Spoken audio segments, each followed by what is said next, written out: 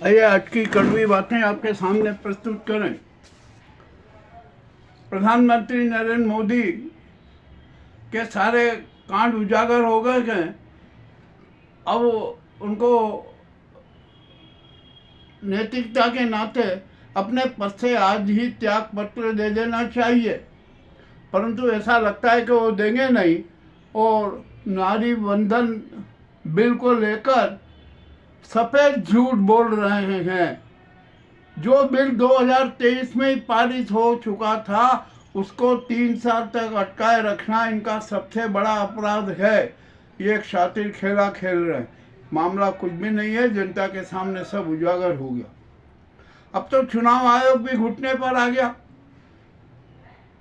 ज्ञानेश कुमार ने भी स्पष्ट बोल दिया कि हाँ ये सही है कि भाजपा हमेशा धोखेधड़ी और उससे चुनाव जीतती आई है। मामला सब कुछ स्पष्ट हो गया।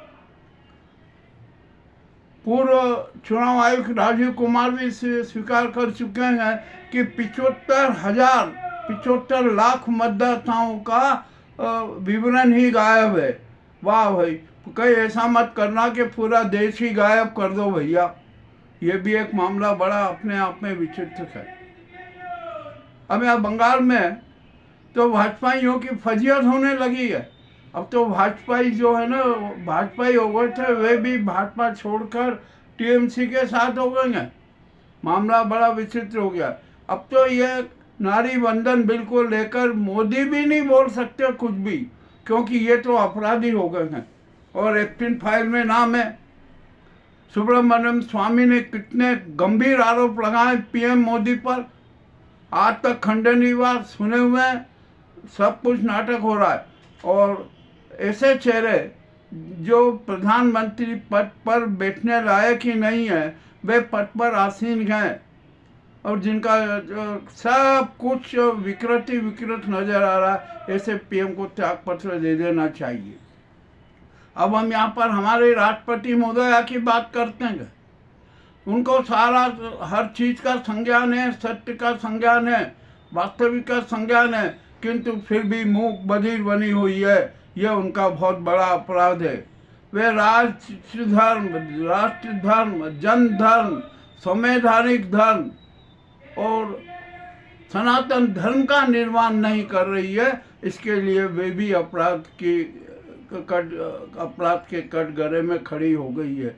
उनको तो चाहिए था कि जब स्थिति देखते हुए देश में आपातकाल लगा दे, इस नाजी सरकार को भंग कर दे, चुनाव आयोग की जो गड़बड़ियां थी उसको भंग कर दे, देश का केयर टेकर पीएम किसी सेना के अफसर को बना दे, देश में राष्ट्रपति शासन लागू करते, परंतु कुछ भी नहीं किया।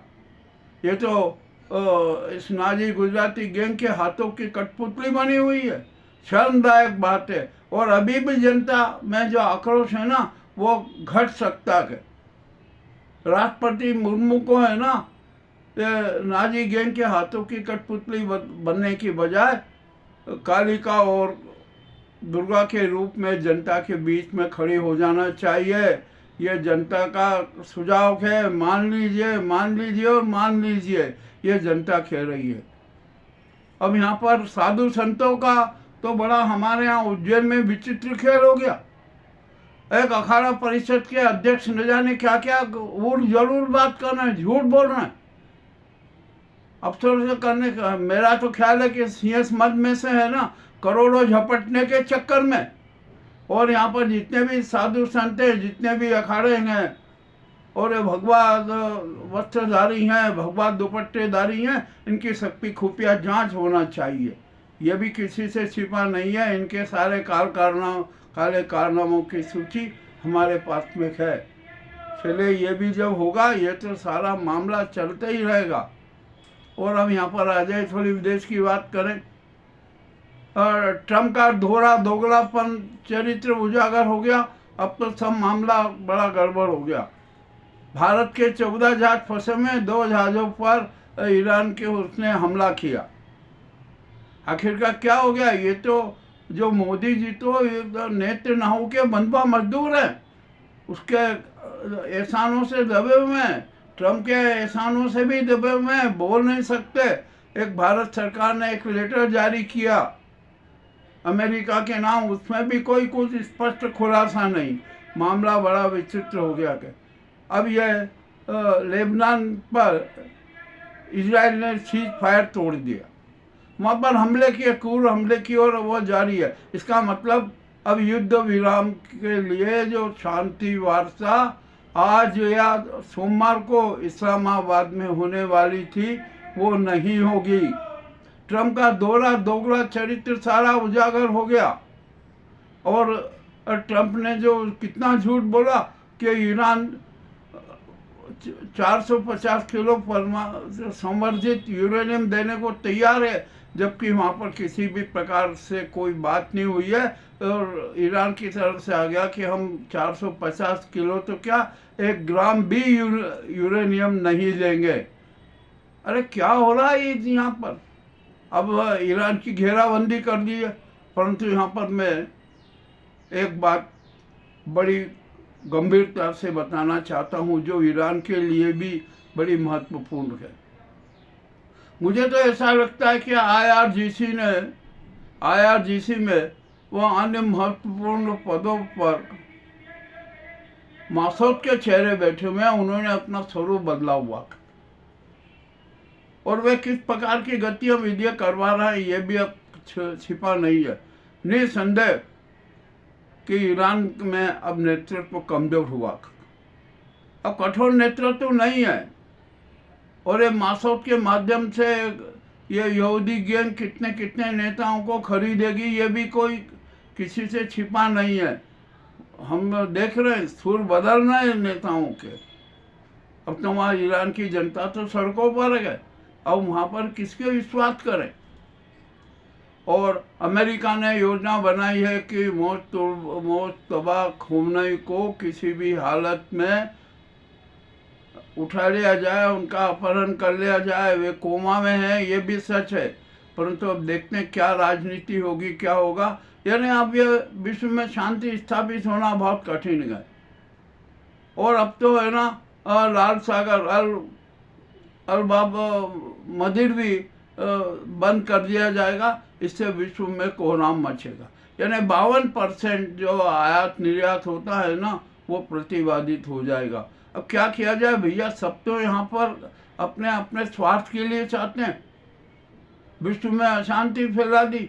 और अब हम ईरान से एक बात कहते हैं कि ईरान की आईआरजीसी भी बहुत कमज़ोर हो गई है। शायद उसका जो गाइडलाइन है ना वो मोसाद के चेहरों के हाथों में भी चली गई है।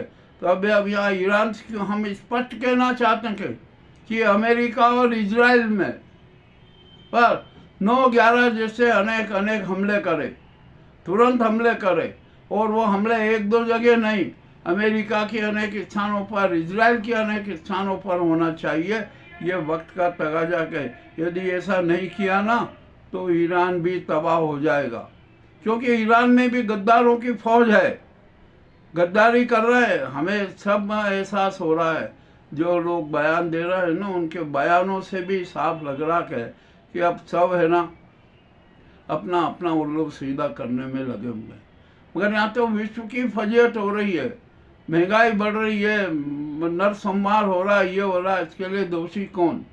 अरे राष्ट्रसंघ पे हमें हंसी आ रही है, इतना सब कुछ होने के बाद भी राष्ट्रसंघ मौन है। उसको कहना चाहिए था कि नहीं, युद्ध विराम कीजिए और हम जो शर्त लगाते हैं उन शर्तों का सख्ती से पालन कीजिए। किंतु राष्ट्रसंघ ने आज तक ऐसा किया ही नहीं, और शायद मुझे लगता है कि वो करेगा भी नहीं। यहाँ पर रूस ने अपने स्वार्थ सिद्ध किए, चीन ने अपने स्वार्थ सिद्ध किए, किंग जोंग अपने स्वार्थ सिद्ध कर रहे हैं। सब यहाँ पर अपने अपने स्वार्थों की लड़ाई लड़ रहे हैं और जो विश्व युद्ध को अपने स्वार्थ सिद्धि का माध्यम बना लिया। ये कड़वी कड़वी बातें आपके सामने प्रस्तुत है, आपको कैसी लगी हमें अवश्य बताएं। हम तो जो सच सामने आता है ना उसको तत्काल प्रसारित कर देते हैं, हमें झिझक नहीं होती। हालांकि मैं